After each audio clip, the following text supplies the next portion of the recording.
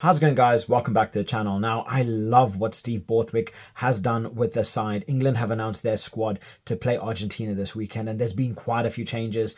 Borthwick has definitely gone for more experience here, as I think he's going to want to see off this Argentina side as tactically as possible. So I'd love to hear what your thoughts are in relation to the side. Please like, subscribe. It really does help the channel grow, and let's get into it.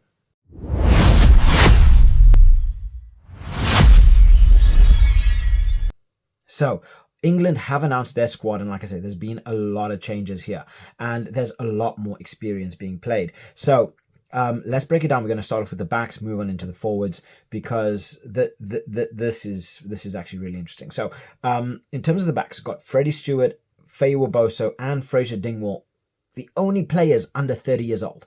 Freddie Stewart, he's, in my opinion, England's best 15 right now.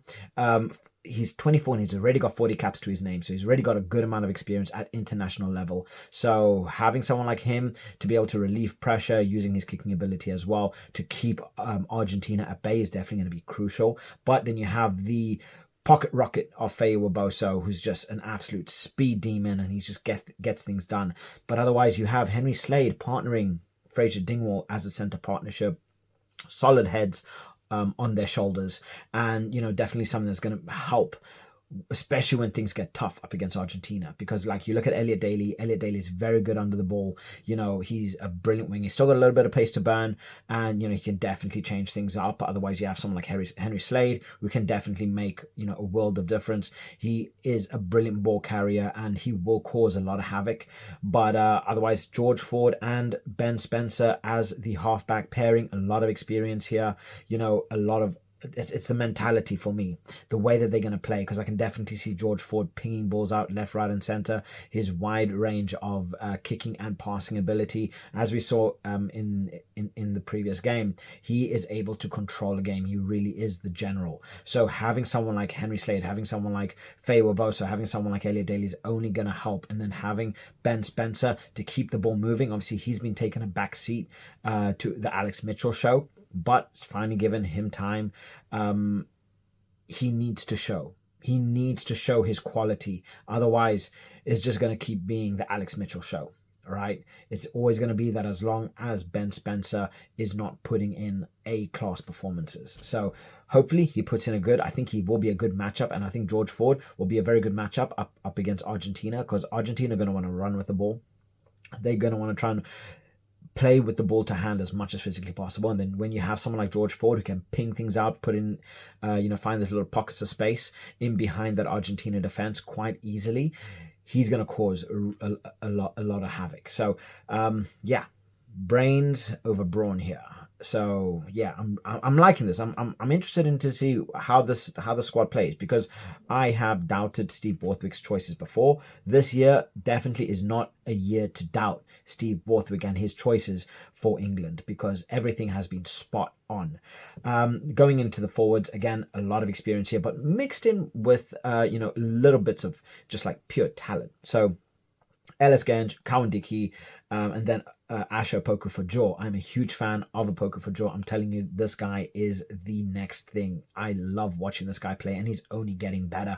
5 caps, 21 years old. He's still got so much to improve. And the way that this guy's playing, he is going to be a starter over the next few years. So watch him. Asher Opoku for Jaw is the next big thing. Obviously, we can't talk about England without talking about the man himself, Ellis Genge, because this guy, he can run with an Argentina side on his back. He is big, he is strong, he gets results. So it's lovely to see Cowan Dickey, Ellis Genge getting on the field. Time. How this is going to play out, I don't know, but Argentina, with the likes of Julian Montoya, are definitely going to be hard to fight. So England are definitely going to have their work cut out for them, but I do feel that they will have enough. Maro Itoje and Alex Coles again as the lock pairing. I think the only thing that we're really seeing a change here is in terms of the pack. Otherwise, Maro Itoje, Alex Coles, Guy Pepper, Sam Underhill, and Ben Earl, pretty much the same. I think Borthwick has kind of found these players and this little group of players which works well. They're physical, they're agile, they're very versatile as well. I was against the back row. I thought they were a bit shaky. I didn't think that they were solid. Obviously, I need to keep myself quiet because, again, this is not a year to be doubting Borthwick's choices for England, because Guy Pepper has been in scintillating form, and everybody would have been thinking, oh my God, Henry Pollock, he's been nominated for Breakthrough Player of the Year. Oh my God, Guy Pepper, he's there. He's been putting in the performances. He's being overlooked. And this guy is a year, 2 years older than Henry Pollock. But the performances that this guy's putting in, he's just quietly getting the work done, getting his results to speak for himself. Whereas, Henry Pollock sometimes, he loves to be in the media. And I think that is kind of what has taken him to another stratosphere. But Guy Pepper doing the hard work, doing the hard graft, playing beautifully at 6. I wasn't expecting him to be this good at 6 for England. But yeah, massive performances. And then Sam Underhill and Ben Earl, again, I'm just going to keep quiet. These guys, they do their job. They get it done. They big, they strong. They workhorses. Absolute workhorses here. So, yeah, I'm really excited for this. In terms of the replacements, they got Theo Dan. Loving to see Theo Dan here. He needs to get a bit more time on the field. Obviously, Theo Dan, another big player that can come on and change a game. 24 years old, 19 caps. So he's already got a good amount of experience for someone so young. And, when you're looking at future prospects, Theo Dan has to be up there. If you don't have Theo Dan there as one of the players that's going to be up and coming and really going to be putting in some solid performances, you got to get your head checked out. Finn Baxter, same thing, 17 caps, 23 years old. We saw what he did in the last game.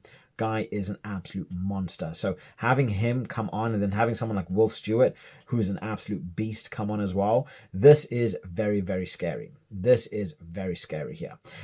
We are seeing Charlie Ewells, Tom Curry, Henry Pollock, Alex Mitchell, and then Marcus Smith complete the replacements list.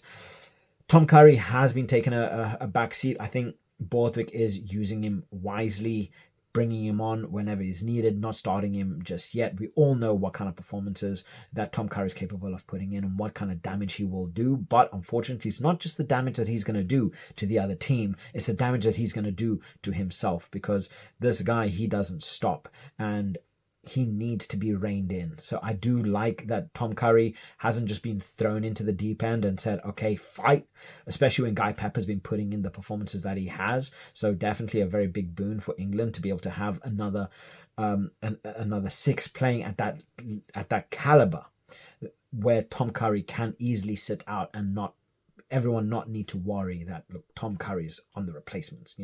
It's like he's not starting. So definitely a good thing. I'm excited to see Guy Pepper at 6. Honestly, in the last game, I wasn't excited to see Guy Pepper at 6. I was hoping and praying that Tom Curry would be starting. But again, not the year to be doubting Steve Borthwick. Henry Pollock at 21, Alex Mitchell 22, Marcus Smith 23. So obviously Marcus Smith, he's going to be covering the 10, he's going to be covering the 15. Alex Mitchell, he's more than likely just going to come on for a couple minutes, maybe 15 minutes in the game. I do feel that Ben Spencer will have enough to be able to shut out Argentina and keep them on the roll. And then Henry Pollock, he's just going to come on for that 20-30 minutes and just bring the energy, bring the fight, bring that fire, which will definitely help take England up that extra notch or two that might be needed to take them where they need to be. So yeah, big squad here. There's a lot of experience, especially in terms of the backs. There's a lot of experience. Level heads. I think we are going to be seeing England play a very tactical game, a very kicking game, and try to maintain Argentina, try to keep them tucked away, because the moment you allow someone like Pablo Matera to run free, you have players like Gonzalez, Rubiolo, once you allow Julio Montoya to start dictating how things play out, especially when it comes down to the scrum and when it comes down to the maul, England are going to find themselves under a lot of pressure and, under a lot of stress. So kicking game, playing a very territorial game, keeping them in their own half, keeping them tucked away, and then using the likes of your Ben Earl, your Sam Underhill, your Guy Pepper to really start adding on that pressure, because Argentina will break. It just comes down to what England will do with the ball when they do break. England have been ruthless this year. They have been absolutely ruthless. Whereas in 2024, they seem toothless. They didn't have the fight. They didn't have the fire. They were letting leads slip. This year, that is not the case. I think they've only lost one game, which I believe was to Ireland. And even then, that was an England in transition. So this England side, Borthwick's choices have been spot on, utilizing the replacements bench spot on, giving the necessary players rest. And you got to think, this is far from a full England squad. So the England squad that's going to be turning out for, let's say the 2027 World Cup is going to be scary. I'm telling you this now. England are the real deal this year. They are showing what class they are, and that whatever Borthwick is doing is working. They are now just building that future. They're getting Faye Waboso more time, more caps. They're getting players like Finn Baxter, Asher Poku for jaw. They're getting players like your Theo Dans of the world, just getting them prepped, ready. Guy Pepper, Henry Pollock. It's just getting that fight, building that depth, because right now, as we've seen, South Africa is unmatched when it comes down to that kind of depth. England are building. They've got the talent. They've got the raw, sheer physicality, that burning fire in them. How they are going to be utilized is going to be a different ball game. How they're going to prepare next year. How they're going to they've already prepared brilliantly this year. We've seen a lot of changes.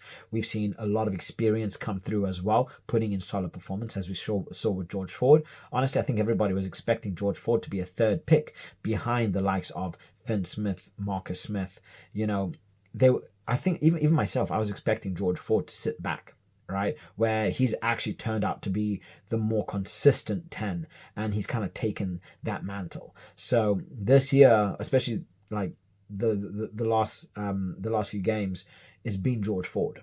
George Ford showing that age is just a number. He's a centurion. He's showing why that experience is so crucial and what he can do. I mean, you got to think, 32 years old is not old. In the grand scheme of things, 32 years old is not old. When it comes down to sports and you hear that someone's 32, you imagine that they're in a Zimmer frame and they're like one step away from the grave.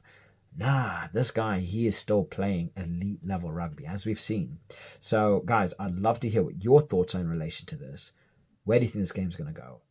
I haven't seen the Argentina squad. They're going to release that, I think, tomorrow. But right now, looking at this, it's going to be a very tactical game. Going to be a very tactically kicking game, territory. And I think England are going to come through with a big win. And I think Elliot Daly is going to surprise everybody. So, I'm going to hold off my prediction until I see Argentina. But right now, the feeling that I'm getting from this is a 2-try win from England. So drop your thoughts in the comment section below, and I'll catch you guys later. Bye.